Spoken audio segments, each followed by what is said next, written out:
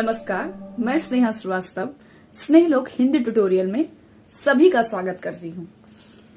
बच्चों, कबीर की साखी की सविस्तार व्याख्या के बाद आज का हमारा क्लास प्रस्तुत पाठ के प्रश्नोत्तर पर होगा। एक सेंट्रल आइडिया जिसको कहते हैं ना, एक आइडिया लेंगे कि इस क्वेश्चन में ये सारे आंसर हो सकते हैं। इसके पहले वीडियो में भी हम लोगों ने बात करी थी कि किस तरह से जो क्वेश्चंस होते हैं ना, उसको सिर्फ रट लेने से, कबीरदास जी ने भी कहा है ना कि केवल रटना काफी नहीं होता, उसके अर्थ को ग्रहण करना चाहिए, है ना।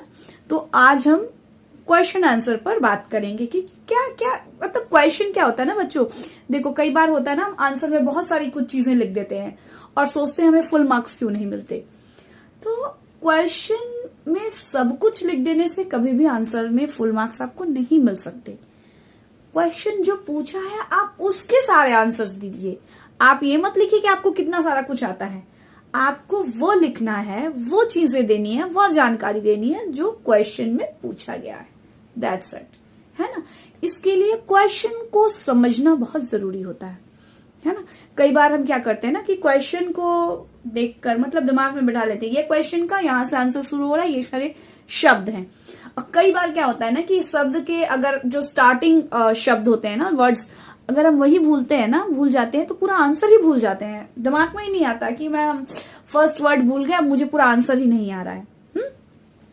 तो आंसर को समझकर, क्वेश्चन को समझकर लिखना। कई बार एग्जाम में क्या होता है, क्वेश्चन का जो रूप है ना, क्वेश्चन तो वही रहता है लेकिन उसका जो प्रारूप है ना, रूप को थोड़ा सा अलग चेंज कर देते हैं, जिसकी वजह से हमारा आंसर छूट जाता है, हम आंसर नहीं लिख पाते।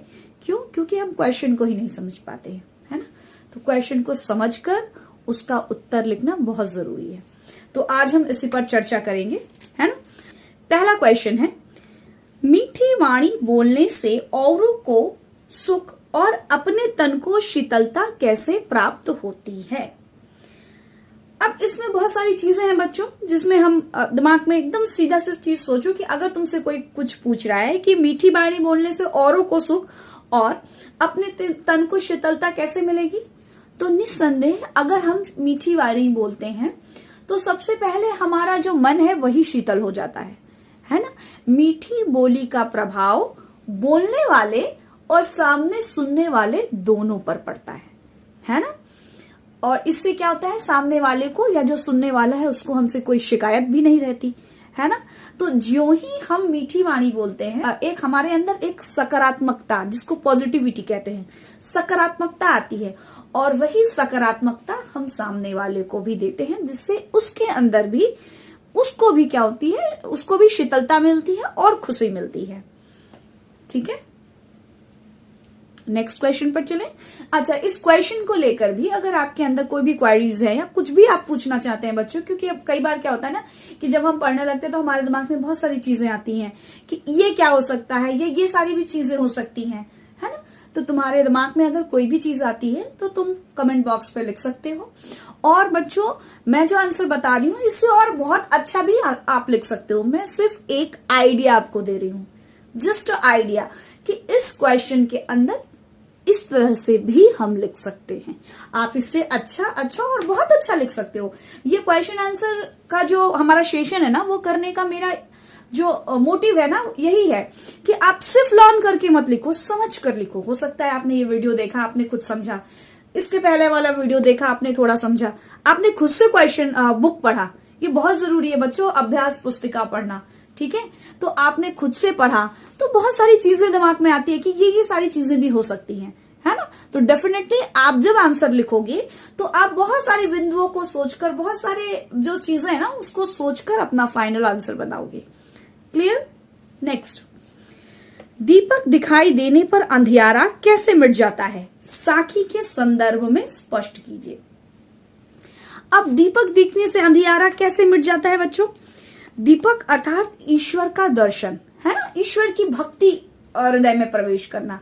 तो निसंदेह जैसे ही हमारे अंदर ईश्वर के दर्शन की जो भक्ति है या उसका जो दीपक है वो जब प्रज्वलित होता है तो हमारे अंदर की जितनी भी अज्ञानता है या अंधेरा है उसका समूल क्या हो जाता है, नाश हो जाता है।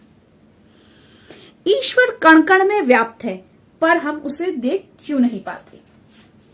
ईश्वर, हम लोगों ने पढ़ा था ना कस्तूरी वाले दोहे में कि ईश्वर कण कण में व्याप्त है। तो ये क्वेश्चन नहीं पूछा, कण कण का मतलब हर जगह, कि अगर ईश्वर कण कण में व्याप्त है तो हम उसे देख क्यों नहीं पाते।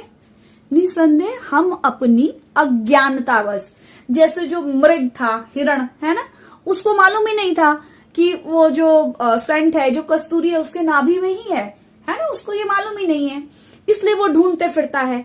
और हमें ये मालूम ही नहीं है कि जो भगवान है वो कण कण में व्याप्त है, सर्वत्र व्याप्त है, सब जगह है ना।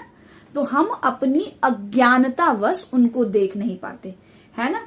और उनको देखने के लिए या उनको प्राप्त करने के लिए विशेष जगह या कई जगह जाते हैं, उनको ढूंढते हैं, उनको पाने की कोशिश करते हैं, है ना। कभी भी हम अपने हृदय में झांक कर नहीं देखते, या इस सत्य से हम क्या कहा है, अनजान है ना, कि ईश्वर हमारे हृदय में ही है। नेक्स्ट क्वेश्चन, चलो। संसार में सुखी व्यक्ति कौन है और दुखी कौन। अच्छा बच्चों, इस क्वेश्चन के पहले मैं बता दूं तुम लोगों को एक बात, कि कई बार क्या होता है ना कि एक क्वेश्चन में तुम देखना कि एक क्वेश्चन का लाइन खत्म होता है, फिर क्वेश्चन मार्क देके दूसरा क्वेश्चन शुरू कर देते हैं, है ना। तो एक क्वेश्चन में सब पार्ट भी कभी कभी करते हैं, अर्थात 2-3 क्वेश्चन भी रहते हैं। तो कोशिश करोगे जब भी सब पार्ट वाले क्वेश्चन आते हैं, मतलब एक क्वेश्चन है उसके बाद फिर एक क्वेश्चन, फिर एक क्वेश्चन, तो जब तुम अपना आंसर लिखोगे कॉपी में, तो तुम भी क्या करोगे, अगर 2 क्वेश्चन सब पार्ट में दिया हुआ है तो उसके 2 पार्ट में उसके आंसर देने की कोशिश करोगे। 3 पार्ट में क्वेश्चन है तो उसको 3 पार्ट में लिखने की कोशिश करोगे। तो 3 पार्ट क्या होता है, 3 पार्ट अर्थात 3 पैरा, है ना। पहला क्वेश्चन तुमने 1 पैरा में लिखा, फिर दूसरा क्वेश्चन का आंसर दूसरे पैरा में, फिर तीसरा क्वेश्चन का आंसर तीसरे पैरा में, ठीक है। इससे क्या होता है ना, तुम एक साथ भी लिख सकते हो, लेकिन अगर तुम पैरा उसको सब पार्ट करके आंसर का लिखते हो तो क्या होता है ना कि चेक करने वाले को बड़े अच्छे से तुम्हारी कॉपी दिखती है और आंसर बिल्कुल क्लियर कट होता है कि तुमने अमुक क्वेश्चन का आंसर अमुक जगह लिखा है ना। तो आंसर नंबर भी देने में थोड़ी सुविधा होती है, थोड़े अच्छे नंबर भी मिल सकते हैं, ठीक है ना। ओके, कोशिश करोगे तुम जब भी अपने कॉपी में आंसर्स लिखते हो वो बिल्कुल क्लियर, स्पष्ट होने चाहिए, ताकि नंबर देने वाला व्यक्ति भी बिल्कुल क्लियर हो कि तुम्हें कितने नंबर देने हैं, है ना, तुम्हें कितना ज्यादा नंबर देना है ना। चलो ओके, संसार में सुखी व्यक्ति कौन है और दुखी कौन, ठीक है। तो संसार में सुखी व्यक्ति कौन है, जो बिना किसी चिंता के जी रहे हैं, है ना, वो सुखी है। और ईश्वर के जो वियोग में है वो व्यक्ति क्या है, दुखी व्यक्ति है। हम लोगों ने पढ़ा ना इसके पहले वाले वीडियो में। ओके, यहां सोना और जागना किसके प्रतीक है। तो यहां सोना जो है, कह रहे हो मैम सोना तो बड़ी अच्छी बात है, सो रहे हैं, खा रहे हैं, पी रहे हैं, सो रहे हैं, तो वो अज्ञानता का प्रतीक है। उन्हें मालूम ही नहीं है कि वो अपने लाइफ में क्या खो रहे हैं, है ना। टाइम तो चला जाता है, हम लोगों ने सुना है ना कि एक बार जो वक्त चला जाता है दोबारा लौट कर नहीं आता, एक बार जो टाइम चला जाएगा दोबारा लौट कर नहीं आएगा, है ना। तो यहाँ पे क्या है, जो सोना है वह अज्ञानता का प्रतीक है और जो जगना है वो ईश्वर की भक्ति या प्रेम का प्रतीक है। क्लियर। फिर क्वेश्चन है, इसका प्रयोग यहां क्यों किया गया है। ओके, तो इसका प्रयोग यहां इसलिए किया गया है क्योंकि कुछ लोग क्या होते हैं, मतलब वो क्या है, इसका प्रयोग अर्थात जो सोने और जागने वाली बात कर रहे हैं ना, कि इसका प्रयोग यहाँ पे क्यों किया गया है। तो इसका प्रयोग यहाँ पे इसलिए किया गया है कि कुछ लोग अज्ञानता के वश बिना किसी चिंता के आराम से सो रहे हो और अपने बहुमूल्य जीवन को क्या कर रहे हैं, व्यर्थ कर रहे हैं, खराब कर रहे हैं, है ना। और जो लोग ईश्वर को पाने की इच्छा रख रहे हैं, जो लोग जग रहे हैं, है ना, वो लोग ईश्वर को पाने की इच्छा में क्या हो रहे हैं, जग रहे हैं। क्लियर। अगर कहीं कोई दिक्कत हो नीचे कमेंट बॉक्स में लिख देना। क्लियर। चलो, अपने स्वभाव को निर्मल रखने के लिए कबीर ने क्या उपाय सुझाया है। तो कबीर ने क्या उपाय सुझाया है कि अपनी निंदा करने वाले को या निंदा करने वाले व्यक्ति को हमें अपने आसपास या अपने हृदय में या अपने आसपास समकक्ष कुछ भी लिख सकते हैं, वहां पर स्थान देने को कहा है। इसलिए कहा है क्योंकि जो निंदक होते हैं वो कहीं ना कहीं हमारी भलाई कर रहे होते हैं, है ना, जिससे हम उनकी बातों को सुनकर हम अपनी बुरी चीजों को या हम अपनी कमी को क्या कर सकते हैं, ठीक कर सकते हैं। जो अपग्रेडिंग वाली बात हम लोगों ने कही थी ना, कि हम लोग निंदा सुनकर क्या कर सकते हैं, अपने आप को अपग्रेड कर सकते हो और बेहतर बना सकते हैं, है ना। तो बेहतर बनाने के लिए, अपने आप को बेहतर बनाने के लिए निंदक को अपने पास रखना, समकक्ष रखना, आसपास रखना, अपने हृदय में रखना, हाँ, या इंपॉर्टेंस देना जरूरी होता है। क्लियर। ए के आशिर पीव का पढ़े सुपंडित होए, इस पंक्ति द्वारा कवि क्या कहना चाहते हैं? इस पंक्ति द्वारा कवि क्या कहना चाह रहे हैं कि ईश्वर प्रेम का एक जो अक्षर है ना, वही पंडित बनाने के लिए क्या है, पर्याप्त है। कई बार हम क्या करते हैं, रटंत विद्या को या किताबी ज्ञान को या शास्त्रीय ज्ञान को ही ज्ञानी को पूर्ण ज्ञान मान लेते हैं या संपूर्ण ज्ञान मानते हैं, है ना। और कई बार क्या होता है कि इन ज्ञान की वजह से ही हमारे अंदर का जो ज्ञान है ना, जो हम उन सारी ज्ञान की बातों को क्या करते हैं, आत्मसात नहीं कर पाते हैं। ठीक है, तो कबीरदास जी कह रहे हैं कि ये जो रटंत विद्या है या जो पुस्तकीय ज्ञान है, उससे कहीं बेहतर या परम सत्य जिसको कहते हैं वो क्या है, ब्रह्म ज्ञान है। अर्थात ईश्वर की भक्ति का एक अक्षर ही हमें ज्ञानी बनाने में क्या है, समर्थ है। ठीक है, ओके।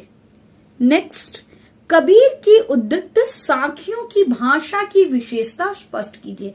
यहाँ पे पूछ रहे हैं कबीर की जो साखी है, जो हम लोगों ने पढ़ी साखियां, उनके भाषा की क्या विशेषता है। तो सबसे पहले बच्चों हम लोगों ने बात करी थी कि उनकी जो भाषा है वो क्या है, सदुक्कड़ी है या पंचमेल की खिचड़ी भी कहते हैं। ठीक है, तो अपने भाषा द्वारा कबीर ने समाज में एक क्रांति फैलाने की कोशिश की है। अपनी भाषा द्वारा या अपने विचार द्वारा कबीर आज भी हमारे लिए क्या है, प्रासंगिक बने हुए हैं। उनकी भाषा अत्यंत सहज, सरल एवं सजीव सी जान पड़ती है ना। उनकी भाषा में क्या है, सहज भावाव्यक्ति है ना, जो क्या करती है, अपने आप में अपने अर्थ को एक असीम विस्तार देती है ना। ये कबीर की भाषा की क्या है, विशेषता है, जो उन्हें अन्य कवियों की तुलना में श्रेष्ठतर सिद्ध करती है। क्लियर। उसके बाद बच्चों ख नंबर में क्या है, निम्नलिखित का भाव स्पष्ट कीजिए। 4 दिए हुए हैं, है ना, और मैंने तुम लोगों को 8 पढ़ा दिए हैं। ठीक है, तो इसी भाव स्पष्ट वाली जो थी ना, मैं बात कर रही थी कि अगर कहीं पे आता है कि भाव स्पष्ट कीजिए, तो सिंपल से बच्चों भाव स्पष्ट करने में सबसे पहले आप प्रसंग लिखेंगे। प्रसंग मतलब क्या होता है कि अमुक जो दोहा है, मतलब जिस दोहा की भी आप व्याख्या कर रहे हैं, वह किस प्रसंग से ली गई हुई है, कहां से ली गई हुई है। तो आप स्पष्ट रूप से कह सकते हैं कि प्रस्तुत पंक्तियां हमारे स्पर्श भाग 2 के पाठ साखी से ली गई है, या प्रथम पाठ है ना, आप लोगों का पहला ही पाठ है, प्रथम पाठ साखी से ली गई है, जिसके रचयिता कबीर दास जी हैं। ये हो गया प्रसंग। ठीक है, फिर आप आ जाएंगे व्याख्या में। मैं निम्नलिखित का भाव स्पष्ट करवा रही हूँ। ठीक है, फिर आप आ जाएंगे व्याख्या में। व्याख्या में आपको क्या करना है, जैसे मैंने पिछले वीडियो में आपको दोहे का अर्थ बताया है ना, आशा करती हूँ आप बहुत हद तक समझे होंगे। समझने के बाद जो आपने सुना उसके अर्थ को, उसको अपने शब्दों में ही लिखना भाव विस्तार कहलाता है। ठीक है, भाव मतलब उसके अर्थ क्या है और उसका विस्तार, मैंने उसको अच्छे से एक्सप्लेन करना। उस 2 लाइन के दोहे को आपको 4, 5, 6 आप जितने लाइनों में व्याख्यायित कर सकते हो, है ना, स्पष्ट कर सकते हो अपने भाषा में, आप उसको स्पष्ट करोगे। ये हो गई व्याख्या। पहले नंबर में आपने दिया, क्या दिया, प्रसंग दिया। उसके बाद व्याख्या की। व्याख्या करने के बाद आप आ जाएंगे काव्य सौंदर्य में, जिस काव्य सौंदर्य की बात मैंने हर पद के बाद की है। ठीक है, तो काव्य सौंदर्य में आप क्या कर सकते हैं, भाव पक्ष और कला पक्ष को साथ में भी लिख सकते हैं, है ना। भाव पक्ष अर्थात उसका भाव क्या है, अमुक पद का भाव पक्ष लिख दिया, और आपने उसके साथ उसका कला पक्ष भी लिख दिया कि उसमें कैसा अलंकार है, कौन सा अलंकार है, अगर है तो। ठीक है, भाषा कैसी है, वर्ड्स कैसे हैं, कौन कौन से शब्द, अगर किसी शब्द की कुछ विशेषता है तो आपने वो लिख दिया। ठीक है, किस भाषा का प्रयोग है, जैसे कबीर की तो सारी सदुक्कड़ी ही है ना, तो आप सदुक्कड़ी भाषा का प्रयोग सब में लिख सकते हैं। ठीक है, तो इस तरह से आपका भाव विस्तार होगा 3 चरणों में। और अगर आप चाहें तो पैरा चेंज कर करके भी 3 पैराज में आप अपने आंसर को भाव स्पष्ट, आप अपने आंसर का भाव स्पष्ट कर सकते हैं। क्लियर? ओके। तो बच्चों यहां तक रहा आज हम लोगों ने कबीर की साखी के जितने भी प्रश्न थे उसके उत्तर को थोड़ा सा और अपने जहन में क्लियर किया है ना। इसी के साथ साथ हमारा पहला चैप्टर कबीर की साखी समाप्त होते हैं, है ना। नेक्स्ट चैप्टर के साथ नेक्स्ट वीडियो में मैं बहुत जल्दी आपसे मिलूंगी। तब तक के लिए स्वस्थ रहें, खुश रहें।